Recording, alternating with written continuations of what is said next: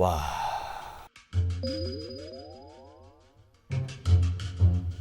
이혼한 지 12년 만에 재혼을 합니다. 아직 두렵고 걱정이 많이 되는데 도움되는 조언 부탁드립니다.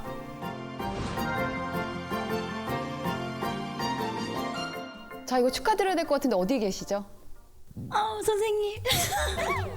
너무 부끄러워가지고. 너무 긴장되세요? 네, 교수님 제가 너무 좋아하고 존경하고 너무 좋아하고 존경하고 너무 좋아하고 존경하고 네, 감사하고 조금 부담되는 건 사실입니다. 근데 재혼을 앞두고 어떤 게 두려우신지. 제가 이제 이혼을 한 지는 오래됐고 저는 아이가 있고요. 남편 대신 이제 신랑은 돌싱인데 애는 없어요. 근데 이제 교수님 강의를 제가 많이 들으면서 노력하고 있거든요, 서로. 저는 가장 인상 깊었던 얘기가 뒷모습이 보이는 사람하고 재혼을 해야 된다 이 말씀을 재혼은 아니었고 이제. 결혼을 근데 어떤 게 두려우세요? 저희가 지금도 이렇게 고쳐가고 있지만 우리 신랑들 분이 무뚝뚝하게 하는 부분들이 되게 많았어요. 그래서 나름 상처도 많이 받고 저는 막 울고 있고 신랑은 왜 울지? 막 이렇게 이 소통이 안 되는 부분이 이제 첫 번째 마음에 가장 걸리고요. 그리고 두 번째는 아이가 이번에 다 커가지고 직장 때문에 이제 출가를 했어요. 그래서 이제 떨어지게 된 건데 갑자기 엄마가 나를 버렸다는 표현을 하는 거예요. 지금요? 언제 버렸다는 거예요? 어렸을 적에? 아니요. 지금. 그래서 제가 너무너무 놀라가지고 그런 건 아닌데라고 이제 상황 설명들 제 감정들을 얘기했는데 내가 진짜 아이한테 상처를 주면서 하는 건가 그것 때문에 고민을 많이 하고 한 결정이었는데도 저한테는 또 제 아이가 다였기 때문에 그러니 마음에 또 이제 제가 부담감과 아픔이 좀 있어요. 그래서 또 있나요? 아니요. 두 가지만이죠? 네. 아니, 왜냐면 너무 많으면 안 하는 게 좋을 것 같아가지고. 두 가지는 할 만합니다. 이 두 가지는 충분히 결혼할 만하고요. 거기에 대한 제 생각은 자식 된 입장에서 나중에 엄마가 혼자 스산하게 사는 모습이 가장 자기의 무거운 짐이거든요. 대한민국의 보통의 아들들은 자기 엄마에 대한 책임감과 마음의 빚이 상당히 많이 있어요. 그리고 특별히 아빠가 부재한 상황이거나 아빠가 아빠의 역할을 엄마한테 못했다고 생각하면 그게 더 심해져요. 그러니 지금 아들이 마음이 요만큼 아니라고 할 수도 있고 있을 수도 있을 거예요. 그래도 그게 향후의 시간을 본다면 저는 좋은 선택이라고 생각해요. 결혼하시는 게. 파트너가 있으신 게. 그게 아들의 짐을 덜어주시는 걸 거다. 그리고 아까 그 언어가 잘 바뀌지 않는다. 이제 그랬잖아요. 근데 저는 너무 이상적으로 그 사람한테 완전히 맞게 하는 거는 좀 쉽진 않을 것 같아요. 그러면 솔직히 제가 저희 누나, 저희 여동생, 저희 가족이라고 생각한다면 누나 그러면 조금 유보해. 이 사람이 지금 당장 바뀌지 않을 거야. 인간이 갑자기 바뀌는 건 뒤지기 전날이야. 그때 갑자기 바뀌고 문제는 또 돌아와요 그냥. 그러니 그건 진짜 바뀐 게 아니잖아요. 안 바뀌어도 이 정도면 내가 데리고 갈게.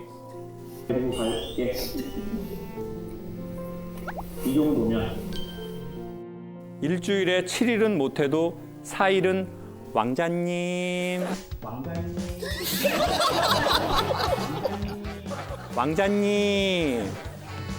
안 일어나면 반란이 일어난대요.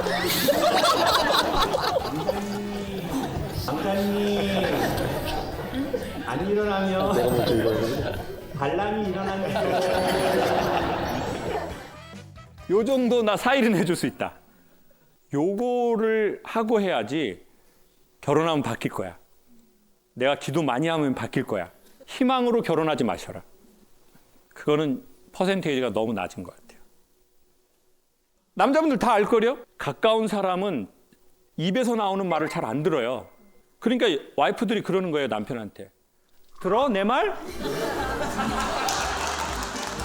자기야. 내 말 듣고 있어. 귓구녕에 뭐 박혔어? 왜 이렇게 똑같은 말을 여러 번 하게 해? 그러면 가까운 사람은 뭐만 들리냐면 행동이라는 언어만 들려요. 그리고 어느 날 와이프가 느낌이 바뀌었어. 자기야 힘들지? 뭐 이런 거. 그러면 뭐야? 그 방에 들어가서 친구하고 미쳤나 봐.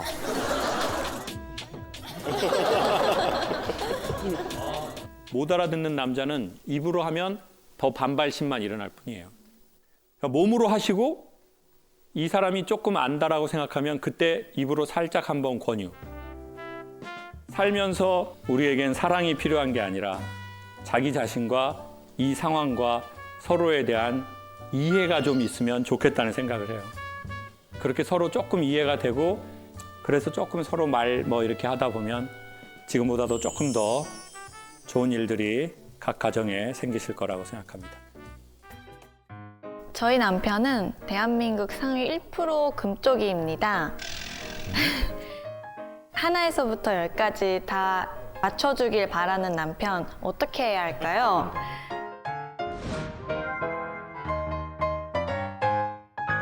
자, 우리 금쪽이 어디 계시죠?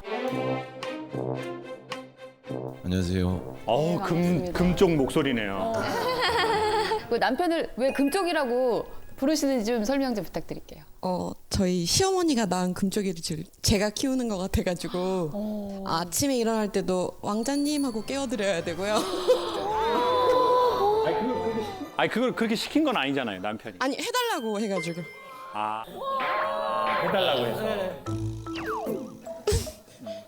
그리고 이제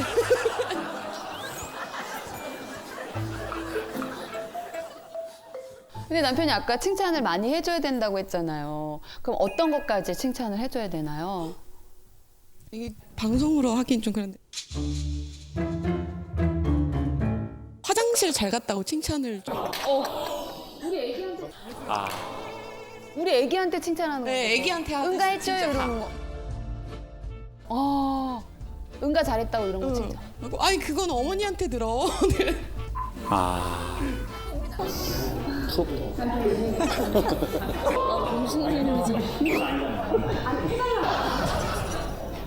그럼 우리 남편분은 한번 여쭤볼게요. 그런 칭찬을 받으면 너무 행복해요?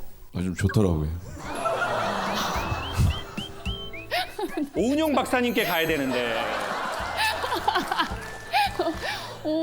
김창옥에게 오신 것 같아요. 그럼 그거 말고 또 어떤 거를 받으려고만 하나요? 뭔가를 할 때 본인 위주로 다 이렇게 맞춰주길 바래요. 그래서 이제 그거를 해주는데 제가 이제 잘 하려고 하다가도 습관적으로 좀 안 나오는 이렇게 나쁜 말투나 그런 걸로 싸워서 어떤 말투예요?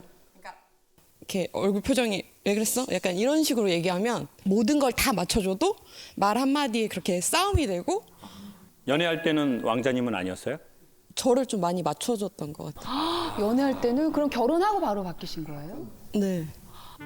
바뀐 게 아니라 우리 노력을 했었던 거지. 지극히 정상적인 남자라고 생각합니다. 선생님은 지극히 정상적인 남자하고 살고 계시네요. 그럼 그걸 한번 여쭤보고 싶어요. 특별히 아버지에게는 선생님이 좀 이런 사랑을 좀 많이 좀 받으신 편이세요? 아니면 좀 받고 싶은 그 인정이나 사랑을 좀 못 받으신 편이세요? 어머니 아버지가 충분히 저를 사랑을 주셨고 근데 표현에 있어서 이제 뭐 사랑한다 이렇게 말씀은 안 하셨던 분들이었어 가지고 그래가지고 그런 게 저도 뭐 좀 결핍이 있나 생각이 들더라고요. 그러면 남편분에겐 이런 말씀을 드리고 싶어요. 어쩌면 우리는 신과 어머니에게서 받아야 될 사랑의 결핍을 아내에게 요구하는 경우가 있는 것 같아요. 우리가 어렸을 적에 사춘기 때 막 나가고 싶을 때 있잖아요. 내가 몰라, 씨발. 그래도 에이, 엄마가 아이고 알았어 해줄게 이 새끼야. 에이. 근데 그때 그걸 못 받은 애들이 있어요. 내가 엄마 나 못해 나가 이 새끼야. 나가 집 나가 이 새끼야. 이 새끼 머리 밀어버려. 그런 집이 있어요. 되게 엄한 집. 그래서 어떻게 보면 남편은 금쪽이가 아닌 것 같아요. 그거를 충분히 받았다면 이렇게 하지 않았을 거예요. 그리고 그건 그 시절로 끝났을 거예요. 근데 못 받은 거야. 막 이런 거 해도 아유 이쁘다 이쁘다. 할머니들 그러잖아요. 애들 똥 싸면 아이고 똥도 예쁘네, 똥도 예쁘네, 똥도 잘 싸네. 그걸 아이들이 받으면 좋을 나이가 있거든. 여자도 남자도. 근데 그 인정을 아예 다른 대상과 다른 곳에서 받고 싶어 하는 것보다 아내한테 받고 싶어 하는 게 전 되게 좋은 일이고 안전한 일이라는 생각은 들어요. 그리고 그걸 솔직하게 말하는 것도. 나 왕자님이라고 해줘.